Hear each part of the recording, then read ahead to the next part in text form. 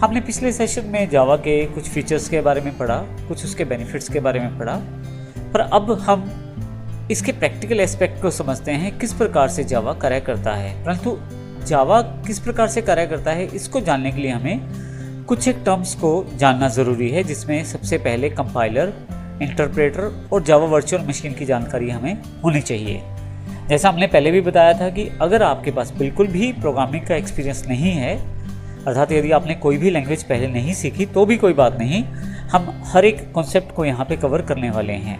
जैसे जावा में अब हम बात करेंगे कंपाइलर की। कंपाइलर, इंटरप्रेटर और जावा वर्चुअल मशीन तीनों को यहाँ पे हम डिस्कस करेंगे। सबसे पहले कंपाइलर को।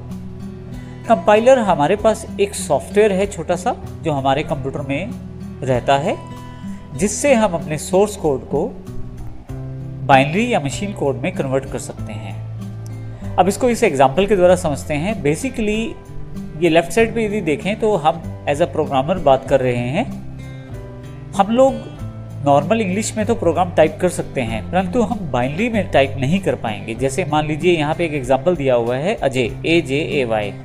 तो अजय ए का जो बाइनरी कोड यहाँ 011 4 times 0 1 दिया गया है, जे का कोड 011 0 1 0 1 0 दिया गया है।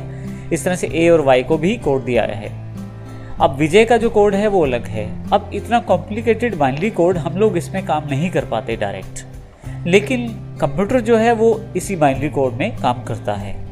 तो यहाँ पे एक समस्या ये आ जाती है कि हम तो नॉर्मल इंग्लिश जानते हैं, जैसे मैं अजय के केस में AJAY तो याद रख सकता हूँ, परंतु इस इतने बड़े कोड को, जो अजय के कोड को अगर मैं मिला दूँ तो इतना बड़ा कोड मैं याद नहीं रख पाऊँगा। ऐसे केस में हम कंपाइलर का प्रयोग कर सकते हैं, जिससे हमारी एक समस्या हल हो जाती है। हम नॉर्मल इंग्लिश में टाइप करते हैं अपने प्रोग्राम, जिसको सोर्स कोड कहते हैं। कंपाइलर इस सोर्स कोड को बाइनरी कोड में कन्वर्ट करता है और कंप्यूटर जिस भाषा में समझ सकता है, अर्थात बाइनरी कोड में, उसमें आसानी से उस तक ये बात पहुंचा देता है। तो कंपाइलर एग्जैक्टली एक सॉफ्टवेयर है जो हमारी सिंपल इंग्लिश के सोर्स कोड को बाइनरी कोड या मशीन कोड में कन्वर्ट करता है, और C++ के अलावा इसे जावा में भी प्रयोग किया जाता है। यहाँ पे यदि आप देखें तो हमारे पास एक छोटा सा कोड दिया गया है जो C लैंग्वेज का कोड है, जो कि यदि आप देखें तो इंग्लिश में है, सिंपल इंग्लिश में कोड दिया गया है। और कंपाइलर इस कोड को कंपाइल करता है और इसे बाइनरी कोड में कन्वर्ट कर देता है। फाइनली ये बाइनरी कोड जो है ये कंप्यूटर के द्वारा समझा जा सकता है। तो इस तरह से कंपाइलर का मुख्य कार्य हमारे द्वारा दिए गए सोर्स कोड को कंपाइल करके बाइनरी कोड या मशीन कोड में कन्वर्ट करना है। अगर इस पूरे प्रोसेस को देखें तो एक प्रोग्रामर जो होता है, जैसे मैं और आप, लैंग्वेज का प्रयोग करते हैं, जैसे जावा, C++ लैंग्वेज। हर लैंग्वेज के पास कुछ रूल्स रहते हैं, कुछ टूल्स रहते हैं अपने। तो C++ में यदि आप काम करें और जावा में भी यदि आप काम करें, तो कंपाइलर के सहारे आप सिंपल सोर्स कोड को मशीन कोड में कन्वर्ट कर पाते हैं, और फाइनली जो आउटपुट आता है उसे प्रोग्राम हम कहते हैं। तो फाइनली आपके पास C++ की बात करें तो EXIS बन जाती है, जबकि जावा में EXIS नहीं बनती। इसमें आपके पास क्लास फाइल्स और जावा फाइल्स बनती हैं, जिनको हम आने वाले सेशंस में भी वर्कआउट करेंगे। लेकिन यहाँ पे अभी तक के लिए कंपाइलर की बात कर रहे हैं हम। तो कंपाइलर को इस तरह से समझा जा सकता है, जो हमारी सोर्स कोड को कंप्यूटर को समझने वाली भाषा में कन्वर्ट करने के काम आता है।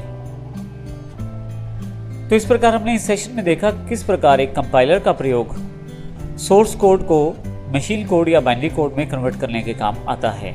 डिफ़ॉल्ट रूप से अलग अलग लैंग्वेजेस के अलग अलग कंपाइलर रहते हैं। जैसे C लैंग्वेज में यदि आप कार्य करते हैं और C++ में कार्य करते हैं तो उनका कंपाइलर अलग रहता है।